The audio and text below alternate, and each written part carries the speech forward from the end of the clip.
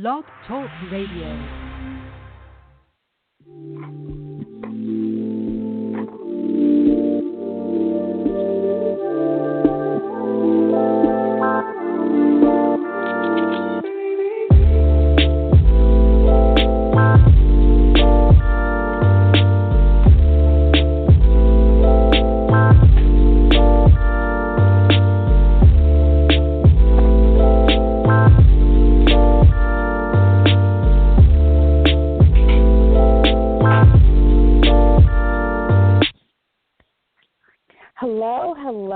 Welcome to PS10 Radio. I am your host, Angeline, and today is Stepmom 411 Sunday, and we have a special guest. I'm so excited. It's Lisa Savage Phillips, and she is the owner and manager of the Center of Counseling and Wellness, where she helps adults with mental health counseling. And for more about her credentials, you can check out our website at www.positivesteps10.com and click on her bio. But today she will be sharing with us her journey as a stepmom and giving us a window into how to navigate relationships with the bio mom, with the stepchildren, and etc. So welcome, Lisa. Thank you for coming on to PS10 Radio. Thank you. It is my pleasure. Good. I'm so excited. I just can't wait to hear what you have to share with us today. I'm excited too. Thank you. Yes. So I guess let's get into the nitty-gritty. How long have you been a stepmom? So let's see. I've been married to my husband now for 6 years. So 6 years. I mean, and we dated for 4 years before we got married, but I have been legally their stepmom for the past 6 years. Right, but we like to incorporate the whole full experience. So just about like roughly 10 years. Yes, exactly. Because theoretically, you enter into the kids' lives as soon as you meet them. Right. And I didn't meet them until I was sure that my relationship with their dad was going to be a long-term one. So, exactly. I dated him, and then once we knew, okay, we're in this for the long haul, then I met the boys, and really at that point, my relationship with them started. Okay, nice. So how old are the boys? So my boys are now 22, and the oldest just turned 27 last week. So they're full-grown adults. They're both in graduate school. Yep. So I laugh because I tell people that by the time I met them, so the youngest was 12 when I met them, and the oldest was 16. But they had their parents, my husband and his ex-wife, had sort of already gone through some of the major stages with the kids. So when I came around, again, with the younger one being 12, I mean, he was a really, really easy kid to help raise. But the 16-year-old was in boarding school. Yeah, his last year of high school, he was in boarding school. So he was away. Okay. But we did have shared custody of the little one at the time. Okay. Yeah. Wow. So I know for some people, getting stepchildren when they've already hit adolescence is kind of difficult. How did that go when you first met them? Yeah. So my oldest one, he was 16, and he was going through a lot in his life. He is a very spirited young man, always has been, very outspoken, very passionate about things. So he and his dad at times would butt heads. Yeah, so that was kind of interesting because my husband's strong-willed, and then he, of course, has a child who's strong-willed. But I feel like the point that I came into his life, things had kind of settled down. He was like I said, he went to a boarding school away from home.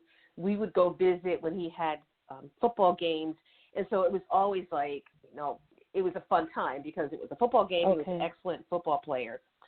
Right. The younger one was 12, but he really was a very easy kid.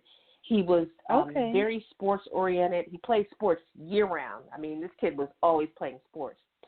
So I think that kind of kept him occupied and away from some of the common challenges that you see with adolescents. I mean, not to suggest that he was absolutely busy. I think he probably was a little lazy, even though he was an athlete. As far as like academics were concerned, very, very bright kid. But he was the one that needed the push academically. Because if he had it his way, I mean, he would have just played sports and been happy.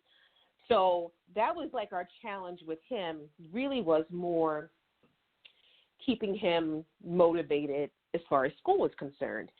I think the other thing, which is really kind of funny, is that the boys are both very handsome. They're cute kids. Okay. So the challenge there was, okay, how do we keep them distracted from the girls? I know. The ladies' man, yeah. Exactly. Because they're both so handsome. And as Matthew, the younger one, got older, like the girls were definitely very attracted to him, and he was attracted to them. So that kind of distracted him too, as far as academics were concerned. But like I feel like I had a really good rapport with him, so I could just say, "Hey, Matt, like you probably need to put a little bit more energy into your academics," and he'd be like, "Okay, Miss Lisa, okay." He really he was very compliant, but he needed that extra push. But in terms of pushback, no, he didn't. He wasn't like he wasn't disrespectful. He wasn't a defiant kid at all. Like he would definitely take some guidance from me. Okay, so it really helps the kids' personalities, the natural personalities were kind of helpful, and it was kind of a good setup for the strong-willed child that he was already away a little bit.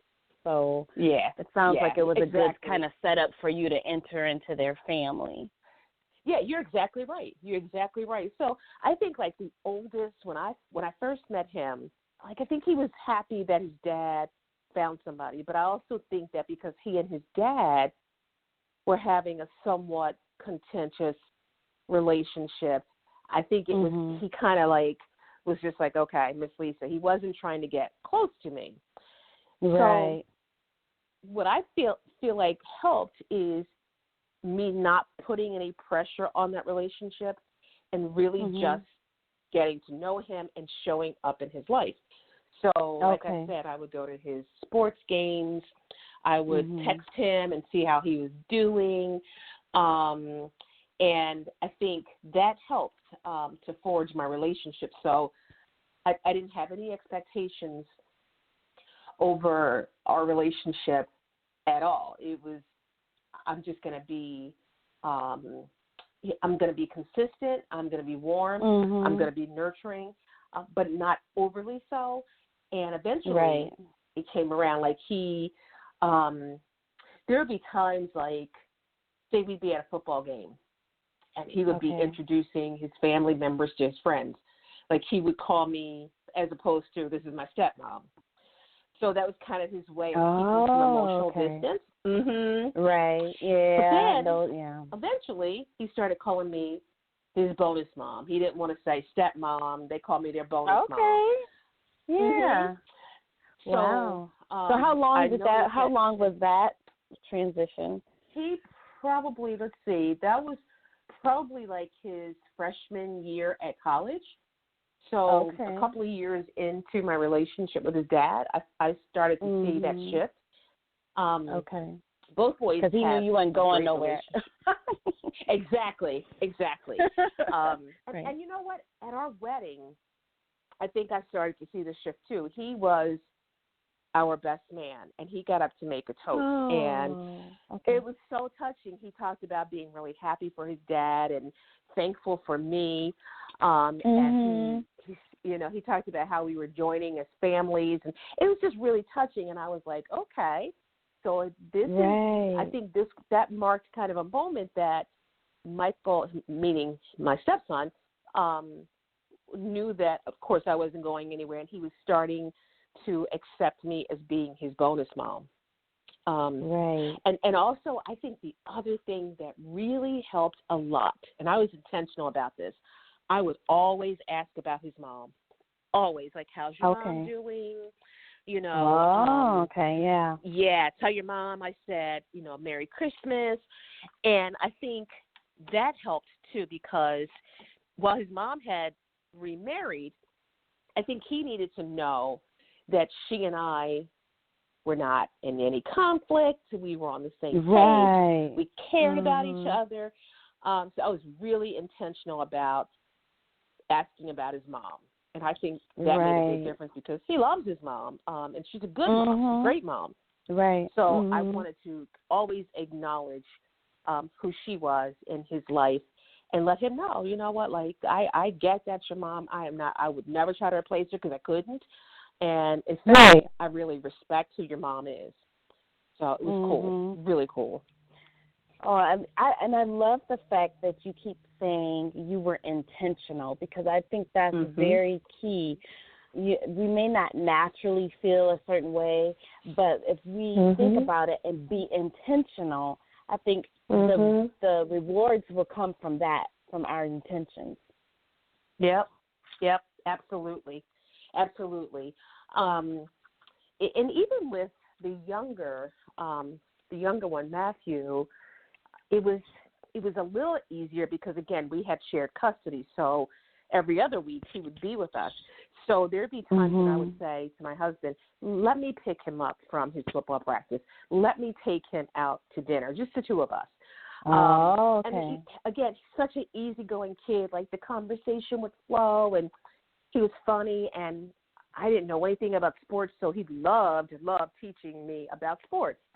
So that kind of helped our relationship by really, again, being intentional about how I was going to approach these kids and have them and be a part of their lives. And it worked out. Yeah, I really love that. You were intentional with what you said to them and what you did with them, and also who you were to them.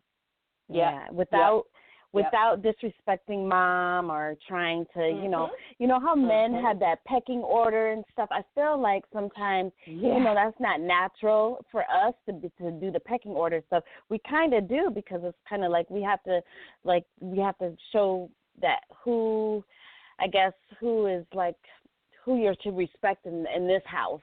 Your mom may not be here, but I'm the woman of this house, and it's kind of like the pecking order, kind of. Absolutely. So how did you navigate that relationship to have that respect for their mom? Was it just easier because she already had a relationship? She was already married again, or? Yeah. So there were times when my husband and his ex-wife were feuding over things. I mean, the typical things that happen after a divorce, settling things and then agreements on the boys. And, so there were times when it was contentious between the two of them.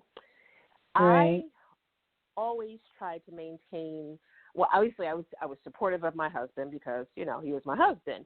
But when I would encounter his ex-wife, which was often because we would see her at sporting events, again, I presented myself as being not necessarily neutral, but more approachable and warm, and trying to find things that we had in common.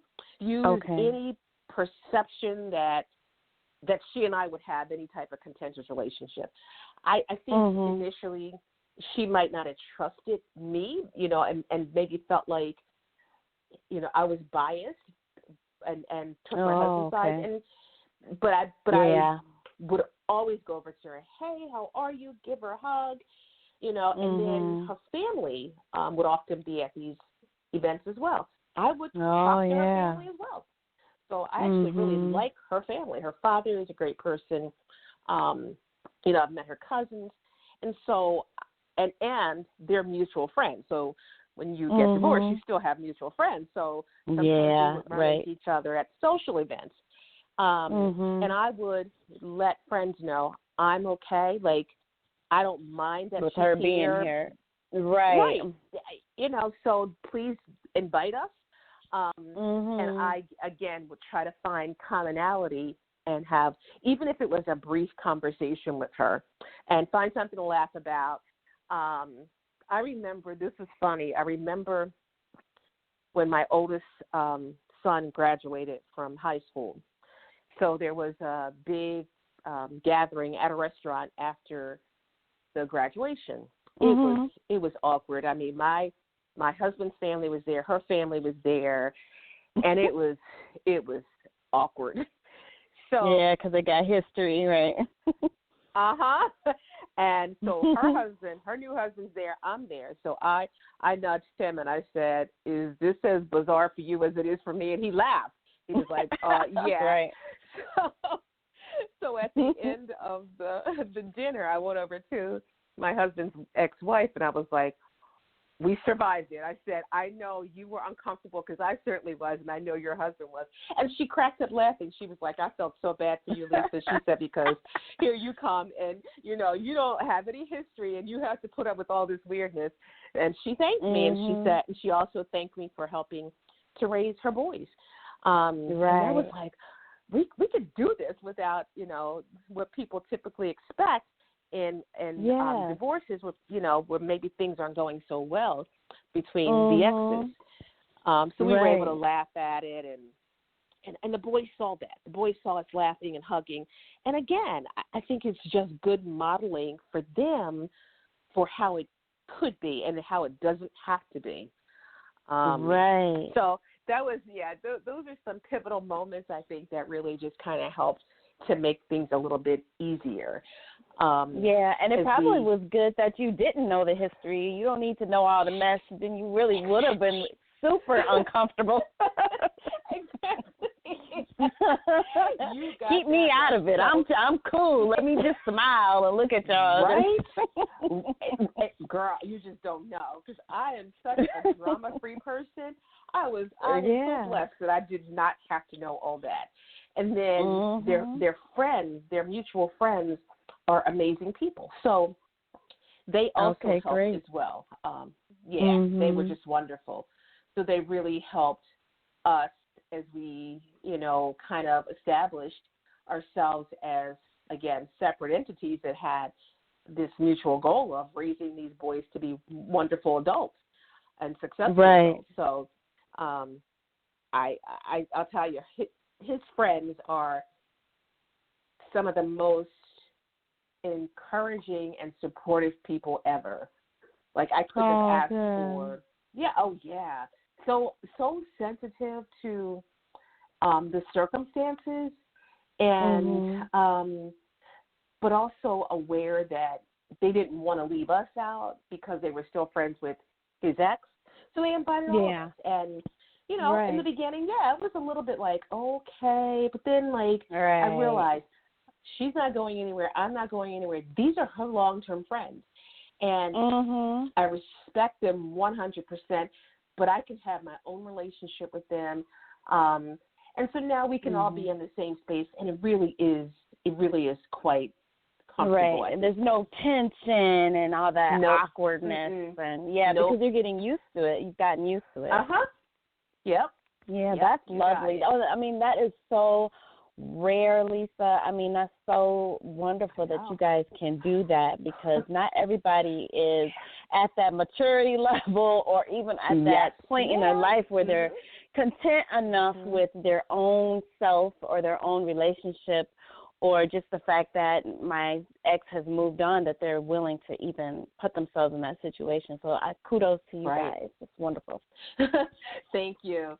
I think also what helped, too, is that we were older when we met.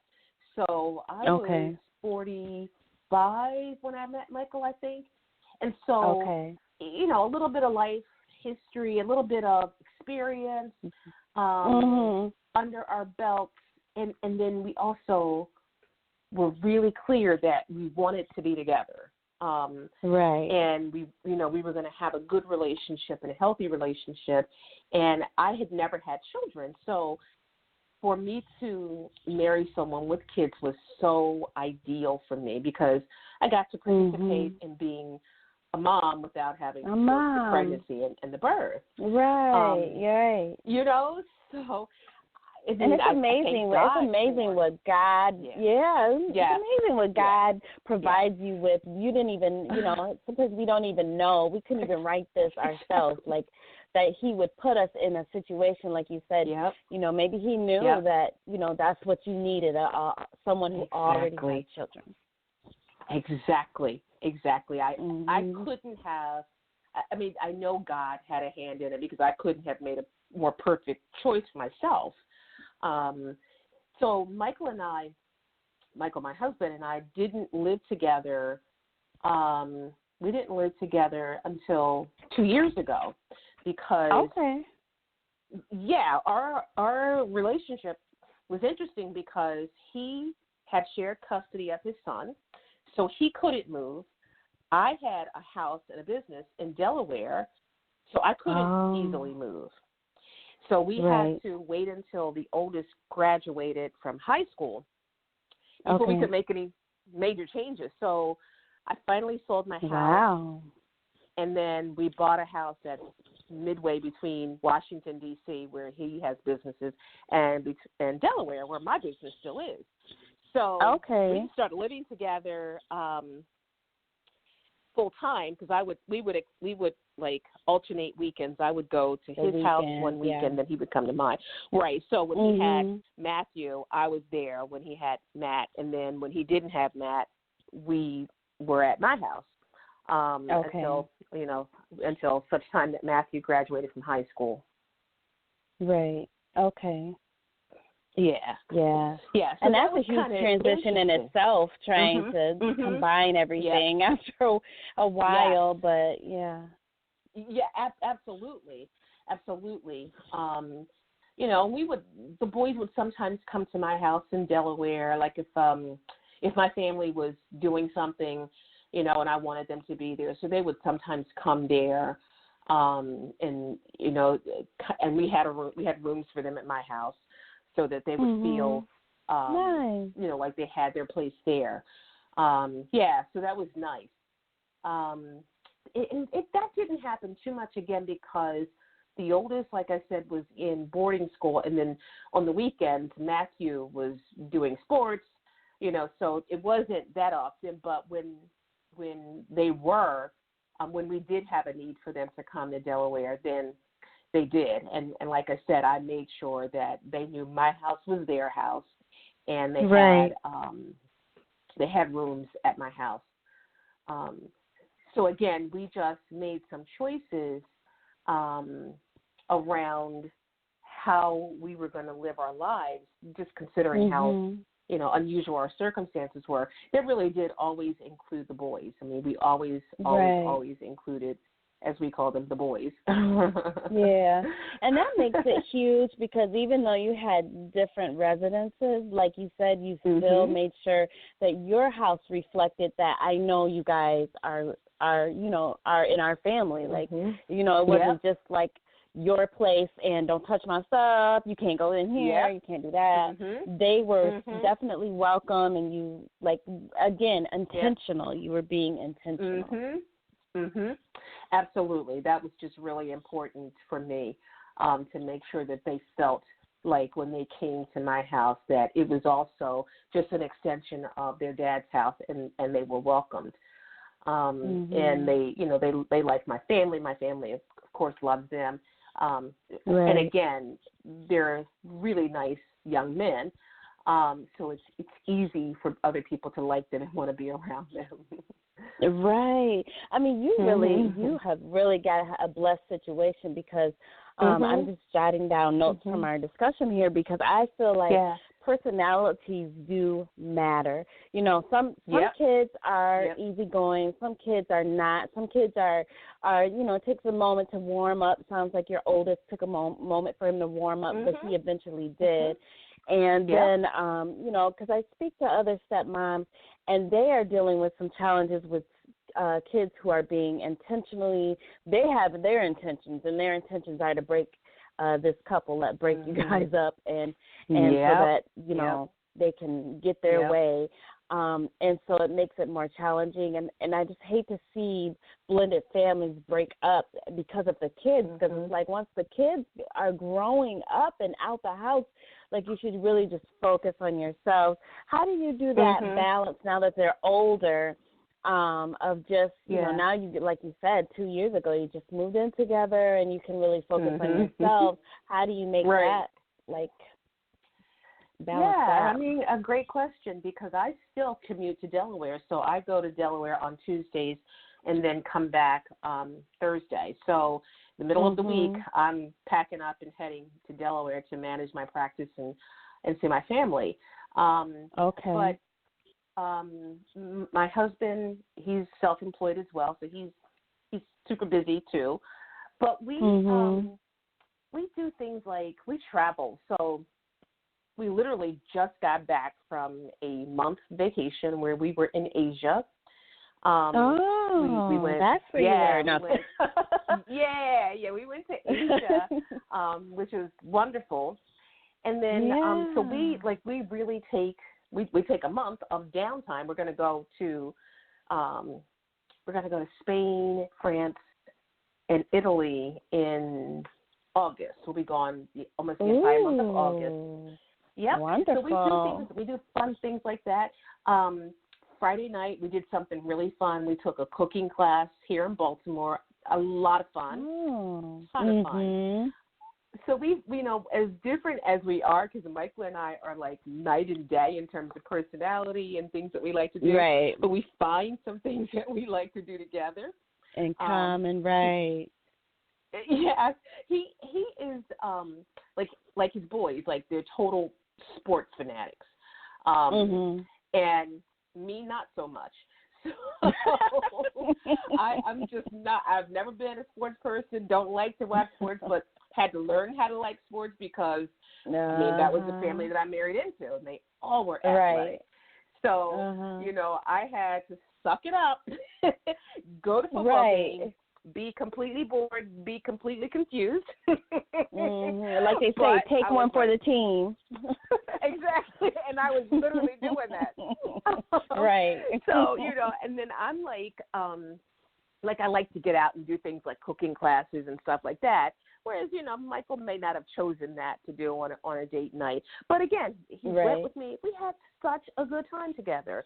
We were the oldest people in the class. It was so funny. Everybody else was like 20 years old, you know, and here we are. They're like, they really couldn't cook, and you could. Exactly. Yeah, we on a date now. Exactly. It was so cute. It was so cute. So we do things like that. He and I, we're both readers, so, you know, we might spend a Sunday afternoon reading together or watching a movie.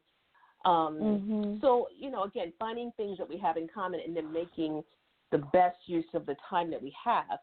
And I'm going to tell you, one of the things that I think keeps our marriage exciting and fun, we're not together every night. And we never have been. Right. Yeah, so right. That little bit of time away, you know, was enough time for us to really miss each other. And when we get back together, we really value the time that we have together. Yes, it's humor because you don't see each other every day.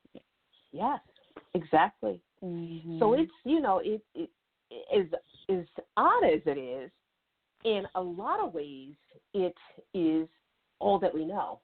It's all that we know. So it's just what we do, and it works. You know, it's worked out. I've cut back on working a lot, so I'm trying to get my days reduced. The number of days I'm in Delaware reduced to just being there 1.5 days as opposed to 2.5 days. Just because I'm just I'm tired of staying in a hotel, frankly. Right. Yeah. So, that would be interesting. But again, we just have this nice little balance in our lives where we work really hard, but we also have a lot of downtime as well, where we do things that are really a lot of fun. Good. Yeah. So, like, I know we talked about the exes. We also talked about the kids. So have you had any issues with the in-laws or anything like that? They transitioned pretty well. I know you said the friends were really supportive, but how did the rest of the family That's an excellent question. So, parents, they live about 5 hours. They live about 4 to 5 hours away from us, and they were very involved in raising the boys. They lived closer when the boys were younger, and then when they moved further down into the country, the boys would go there every summer. And his mom was a teacher, and his dad was a colonel in the Army. So they were always doing like camping things, and his mom was always, exposing them to different educational opportunities. So they felt that I think Michael's parents felt like, they had really played a significant role in raising the boys, and they did. So when I came along, they were very, very concerned about how I was going to be with the boys. Especially his mom. So I remember right before we got married, we all went out to dinner, and she took me aside, and she was like, I'm just really worried about how this is all going to be. And I said, listen, let me tell you. First of all, I'm a child therapist. I know about kids. I know about, kids' psychology and families. You don't have to worry about me. And I was actually kind of offended. Because here at this point, I had been in these boys' lives for like 4 years, and things are great. And I was kind of offended and wanted to say, let us do this. But I showed. I was like, listen, I love kids. I mean, you don't ever have to worry about me mistreating your grandkids, because I would never mistreat anybody's children. And I just sort of put her in her place a little bit. Well, it's kind of weird because, like you said, it had been 4 years, and it's like if I was going to do something, I would have did by now. Yes, exactly. And that was the bizarre part. So my husband didn't hear this conversation. So after we left dinner, I was like, you need to talk to your mom and let her know who I am. And my husband is the kind of person that makes really good decisions. He puts a lot of thought. And I said, your mom has to trust that if you're with me, I'm okay. Because you wouldn't make a foolish decision. So, he said to me, you know what, Lisa, you are the queen bee. You are the queen bee. He said, not her, not my ex, not anybody else, but you. And he said, I just want you to rest in that. I just want you to rest in that. And oh my gosh, that's huge, Lisa. That is huge. Because if you don't have your husband backing you up and basically, making the announcement of who you are to him and in his kids' lives, then you have no leverage. Exactly. And when he said that, it took all the pressure off of me. And ever since that point, his mother has absolutely, positively always said very positive things. Thank you for loving my boys. And I always say to her, "Aw, how could I not love them? Why wouldn't I love them?" But she said that to me all the time. She's like, "Thank you," and she calls them my babies, and she's got a great deal of respect for how I was able to kind of come in, not cause any type of chaos in their lives, but really add more structure, because now they had, their bonus mom at their dad's house, and they had their bonus dad, and so they had a lot more structure, and they had somebody who really genuinely loved them, and I care about them, as if they were my own, because it just was very natural. So what an ideal blended family situation, I mean, it is, because they have, Yeah, they have two loving sets of parents, and that's just not everyone's story. So that's just fantastic to hear. Yep, because their stepdad is a really good guy too. He's a really, really good guy. He's quiet and shy, but he's a really good guy, and I can tell that there's a lot of respect that the boys have for their stepdad. I mean, you just see it. Well, at the same time, having a great relationship with their dad. So yeah, in a world of things that could go wrong, I feel like we did this right. I think we should all kind of pat ourselves in the back that we now have adult sons who are doing really, really well in life. Yeah, and give glory to God because he set that up for y'all just right. And I'm so glad that you're able to share that with us because so many people have such a negative experience, and not all, of course, but I frequent a lot of stepmom boards just because I like to help others along their journey. And, I can identify with a lot of things, the good and the bad, but I just love to hear the positive experiences that people have along their stepmom journey. It's amazing. That's why I really wanted to be on your show because I think a lot of times we have these perceptions about being a step-parent that are often very negative because sometimes it can be hard. But I wanted to share my story because I feel like, for somebody who had never been married and never had children before, it was all new territory for me. And like I said, I was 45 years old when I met my husband. And so, I knew that I wanted this to work. I knew that I would not want kids to go through a situation where they were negatively impacted. So I wanted to share with your listening audience that it is possible, that it absolutely is possible. And sometimes it takes one person to step back and say, nope, this is not how this is going to go. And again, my husband and his ex certainly had their struggles when I first met them. Part of it was because the boys were still young and they still had to make decisions together. And they were still, I think, still dealing with some issues that had happened in their marriage. And so there was definitely tension there, but I knew I was going to be the voice of reason and not get caught up in things that had happened in the past, but really try to push forward and let's create a different narrative for these boys and for ourselves. So when you started, I think we're all did you have to?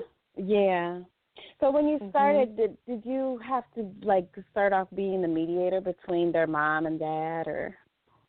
No, what I was kind of behind the scenes, and I was the one sort of coaching my husband, and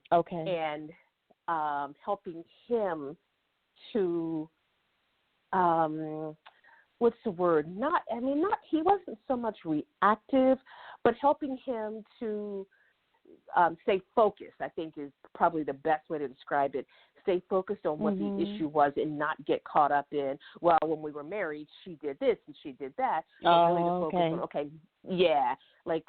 no, we need to, because the issue really was always around the boys. What's best for the boys? What college and money, and are we going to buy them a car? Let's keep focused on the boys. And so that was kind of my role, was kind of coaching him behind the scenes to stay calm and to try not to bring up things that had happened in the past.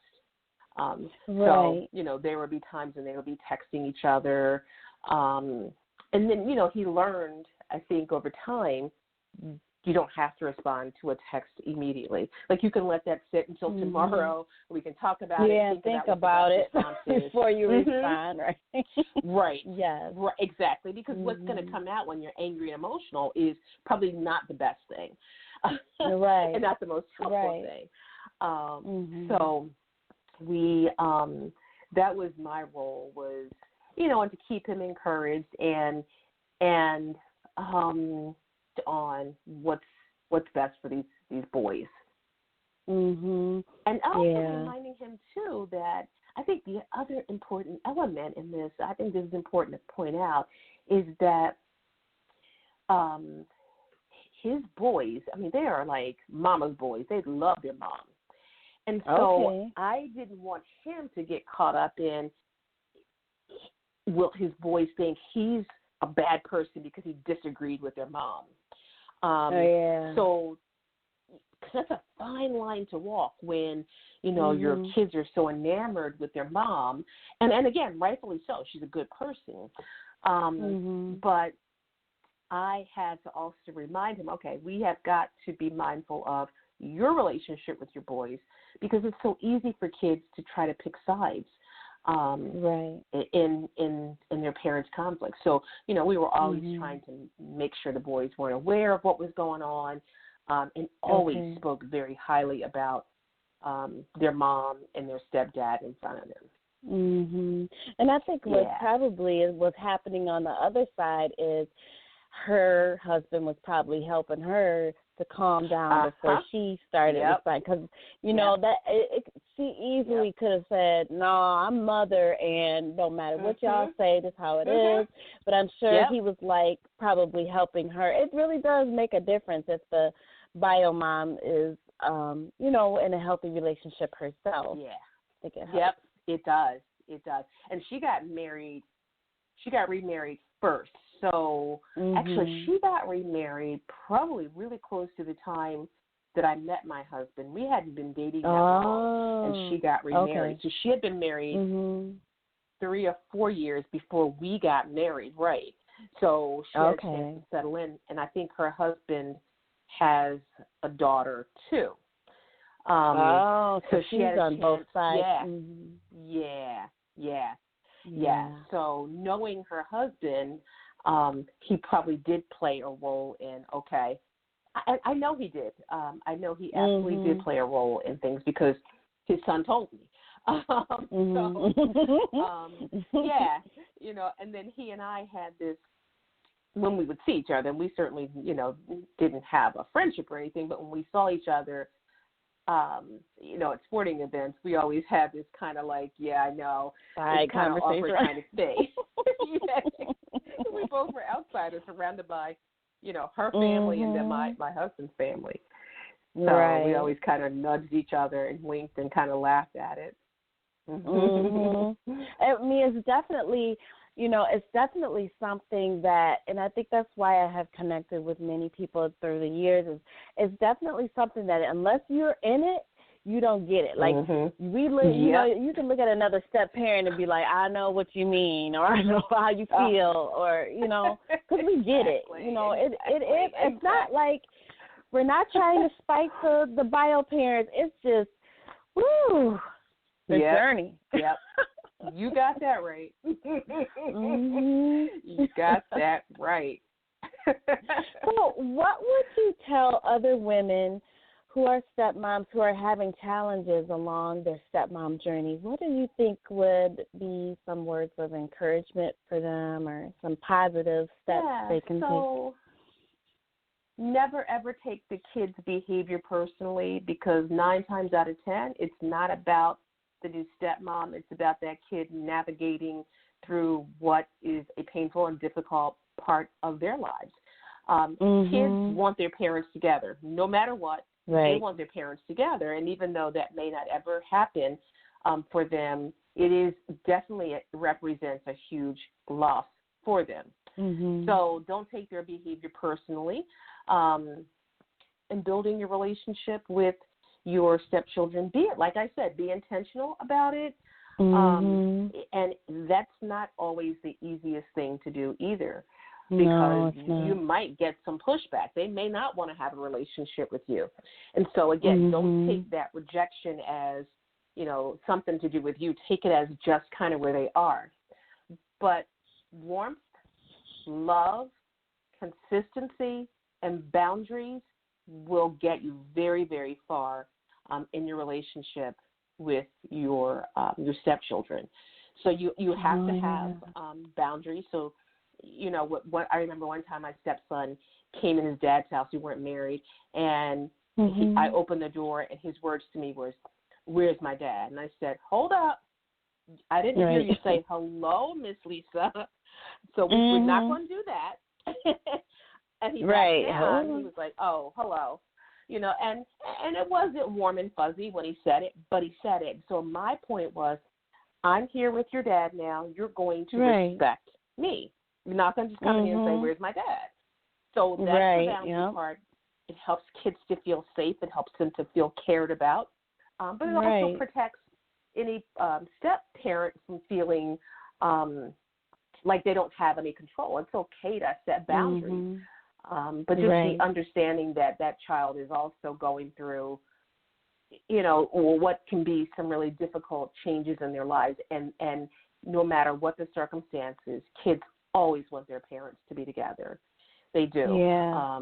And even, like I said, even though that may not be possible, you just have to kind of respect that until they get older, it's hard for them to understand why their parents might still love them, but cannot live together, should not live together, again, as husband and wife.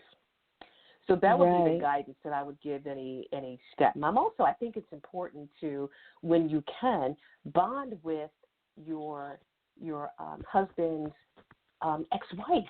Like, you know, just kind of join with her. You don't have to be, like, me and my husband's ex-wife, we're not going to go hanging out and, you know, go shopping together. But I will absolutely go across the room when I see her and give her a big hug, ask her how she's doing, you know, and be very happy to see her, because her history with my husband is not my history with my husband or with her, and so I'm separate from that. And so while they, you know, could argue and not get along, I don't have to have that same relationship with her. And I'm glad that I didn't. I'm glad that I didn't, for the sake of our boys. That is, and that is huge. Like, people need to realize how important that is for the kids to see that you guys are cordial. You're not having animosity. There's no resentment. There's no contention between you. Just really speaking to one another, respecting one another's space and relationships. That's very important. You got it. I love it. And I also wanted them to see, like, my husband said to me, he said, you know, I want my boys to see healthy relationships. And that was really, really important for him, and really important for me as a therapist, as a child therapist, for kids to see healthy, happy relationships. And that was another thing that we kind of kept in mind, too, is when you enter into a relationship with someone, this is how you treat them. You treat them with respect, and you demand that others respect them as well. Oh, that is huge. Like, I just feel, because I am divorced from my husband now, but that was huge for me. I needed to have a healthy relationship for our children that we had together, and even for my stepdaughter. I want you to see what a healthy relationship looks like, because it wasn't healthy with your mom and it wasn't healthy with me, but this is a healthy relationship. And what I like now is I have a relationship with her, and she asks me about my current relationship that I'm in now, and I really feel like she's genuine, because she needed to see that, because she doesn't have a healthy relationship that models for her what that looks like, and how you can, you know, you don't have to be treated a certain way or talk to a certain way, you know, a certain way, and you can still be respected and loved and treated as a woman. And I think that's just really important for us to have healthy relationships for our children, and not stay in relationships just because, oh, this is their dad, or I'm supposed to, or I can't, you know. I mean, we can go back to the Bible where it say, if X, Y, Z happened, then you can. I mean, it tells us right in the scripture what we can do. You're right. You're right. And it serves nobody good to be in an unhealthy and unhappy relationship. Nobody wins. Right. So you're absolutely right. Yep. Yeah, so, okay, so we have a few minutes left. I just want to go over some things that you have already pointed out to us, and then recap again your advice for stepmoms. I love, like I said, you just being intentional, and your main thing is being intentional in what you say, what you do, and who you are, your role in the kid's life. Be a good role model of how to get along with others, especially by being cordial with their mother, and just the blessing that you have when you have a supportive support system. Like you said, the friends were very supportive and could be friends with you and the ex without making either one of you feel like you had to, you weren't welcome, or you had to choose. Or, and they didn't have to choose between your husband or his ex-wife. So absolutely. That was great. And then just really maximizing your time together as a couple, I think that was huge, because if it wasn't for you being a couple, there wouldn't be no blended family. You wouldn't have this journey. So you have to put some time in, some effort, and, in your case, the absence made the heart grow fonder. I mean, you're able to really value that time together because you're not seeing each other every single second of the day or every day. Absolutely. And I think personalities matter, especially in your situation. Like your youngest was kind of easier going, and you seem to have a very, a therapeutic personality. Like you know that you know that you're entering this situation. You're, again, going back to that, be intentional. Like that is just very important for people to realize. And absolutely. Yeah, and then just your advice for stepmoms who are just constantly challenged in their journey is to just never take the kids' behavior personally. Allow the kids to kind of navigate through their feelings, and it may come out as personal to you, but please, ladies, don't take it personal. Number 2, take your time and just being intentional with getting to know the kids and entering into your relationship and the family. And then 3, have warmth, love, consistency, and those boundaries. Kids need it. And even though they fight us on it, they need that. No one functions. No one functions well in chaos. It just cannot be. Yes, exactly. So, exactly. And then number 4, if you can find it in your heart, and most people need to, they really need to pray and connect spiritually on this. But bond with the ex-wife some kind of way, even if it's just saying hello. That is a huge step in making your blended family a lot more successful and cohesive. Absolutely. So, you got it. Did I miss anything? No, ma'am. I think you captured it very, very well. Good. I think you did. You got it really well. It's when you decide to marry someone who has children, these are just really important things that you have to take into consideration. Otherwise, just don't do it, because it will cause the children more harm and it will make your lives a lot more miserable. So if you're going to be with somebody who has children, or if you have children and you're going to marry somebody, just make sure that that person is going to really be into the process of helping you to raise your children in a way that's where everybody's kind of happy and it's healthy for everyone, and try to get on the same page. I think it was a little easier for me because the boys were not bad kids, typical kid stuff that they went through, staying out too late for their curfew and stuff like that. But,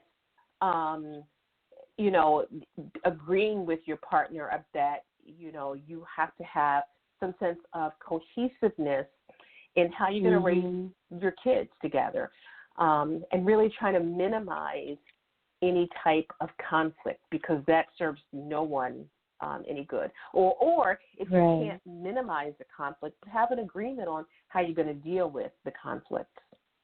And be partners. Be partners in the journey. Right. And I think that's true of really any family. You need to be on the same page as a couple. Because if you're not, and the kids can see, they don't agree, and they're having a disagreement, I'm going to get on in his ear and say more, and he's going to be mad at her, and all this back and forth stuff, then you're just allowing for division and separation of, Yep.